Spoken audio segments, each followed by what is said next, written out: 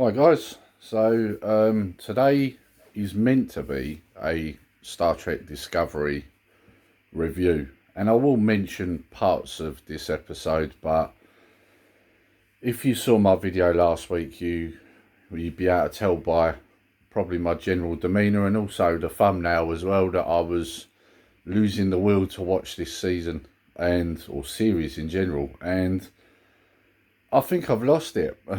I don't think I can watch this anymore. In fact, I know I can't watch this anymore. So, and this episode has a lot to do with it. So this episode was episode 10, Terra Firma Part 2. And, it was just pointless. Pointless is probably the best way to put it. I mean, it's obvious that there was a cast member going out of the season, but just a terrible way of doing it, I think. But anyway, just another filler episode, another nonsense episode that really doesn't matter and very little substance to it. Honestly, this season is terrible. Like, it started off so well, and as usual, Alex Kurtzman Trek, it's just gone off the rails again, isn't it? And this one started off where it ended, in the Terran universe, the mirror universe, whatever you want to call it, and it was just, all just the same, all of what we've already seen, much of the same, and basically, she's torturing Burnham.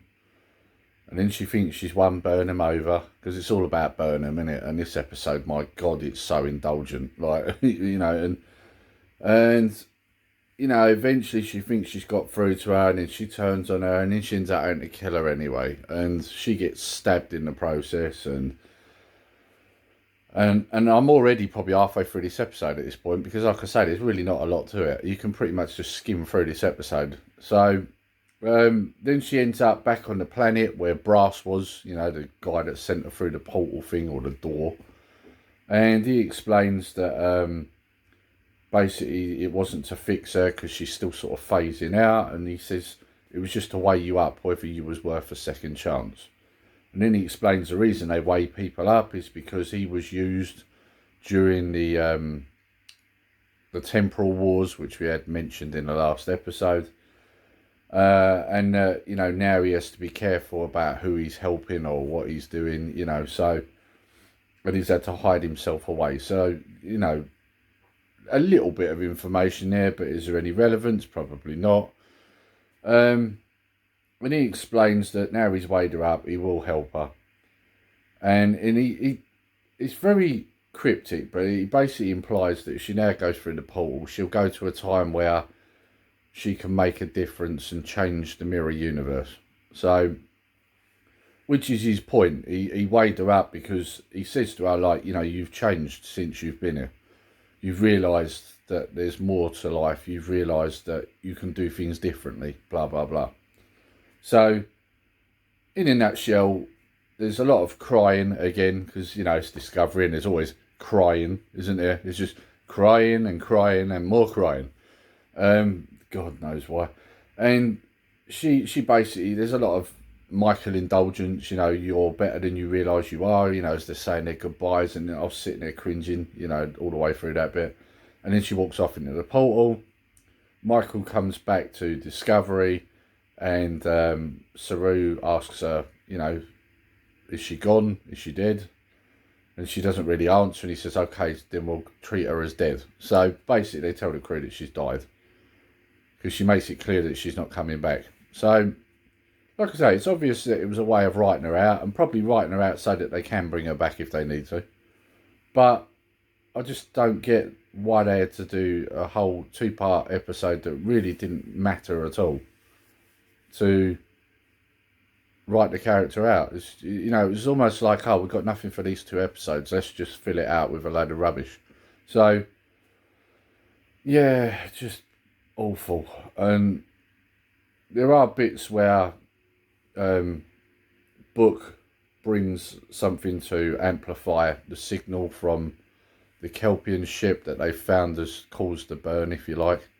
They couldn't get the signal to boost, and he brings in a device that will do that, and it turns out it's something to do with the Cheng. And then we see a bit in the episode where Admiral Vance is saying, well, look, it's Cheng technology, it's dangerous, blah, blah, blah. And then Book explains that, you know, he wouldn't have let it on his ship if it was dangerous, and that he'd been using it in the past, and it's fine, you know. And so there's really not a massive amount to this episode, other than the fact of, oh, Michael's the new Messiah.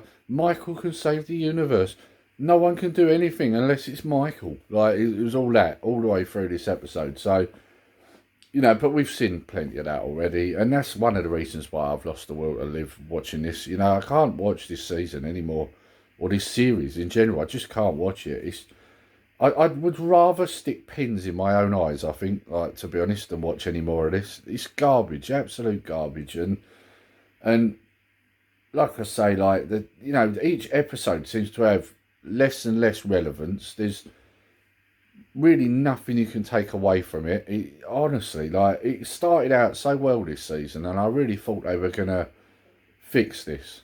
First 3 or 4 episodes were pretty good, and then after that, the wheels have just fell off, and it's declined more and more each episode, and this was no exception. This was worse than the last one. It's just, honestly, it's terrible.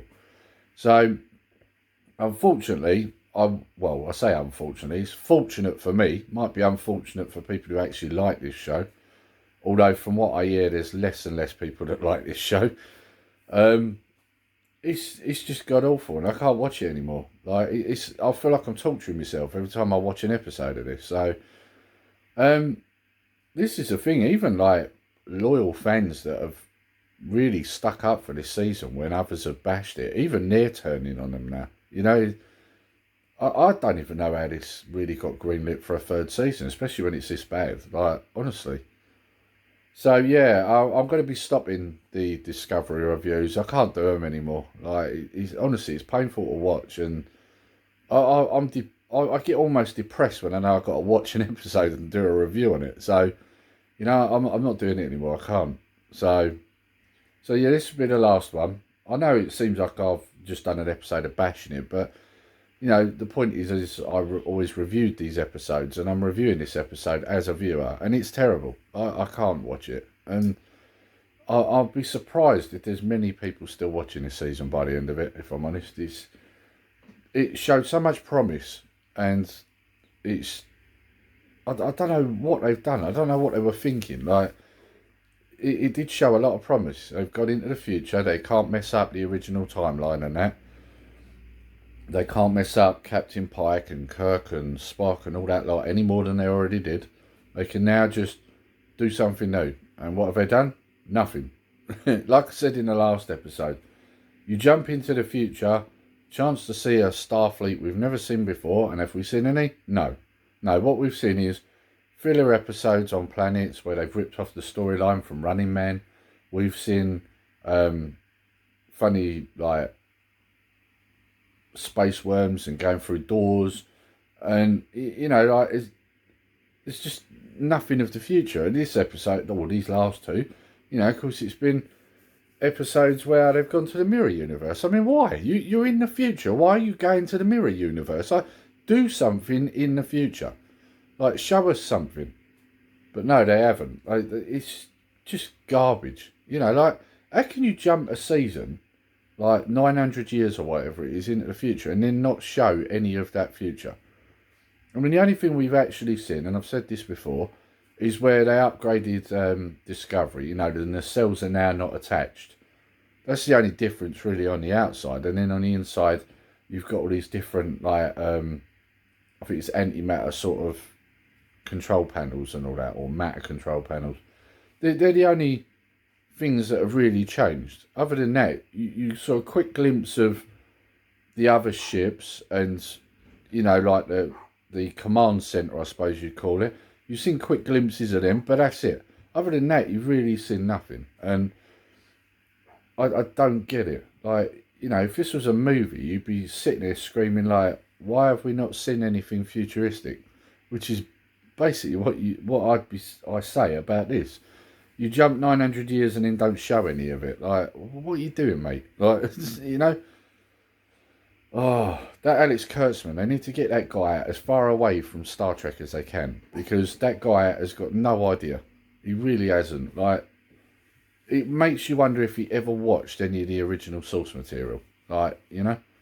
I'd almost compare this to like the Picard series in terms of how bad it is. Except with this, you're not damaging existing characters anymore in this season anyway.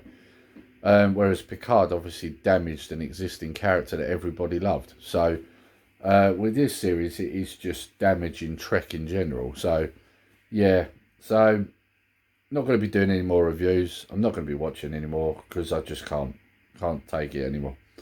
so yeah. Anyway, I'm going to leave it there. Hope you enjoyed the video, guys. And if you did, please like, share, and subscribe. And hit the notification bell so that you're made aware of all our future videos and live streams. And until next time, take care. And Molly's barking. Shut up, Molly. Try and do me outro. And until next time, take care, stay safe. Nerdy Geezer out.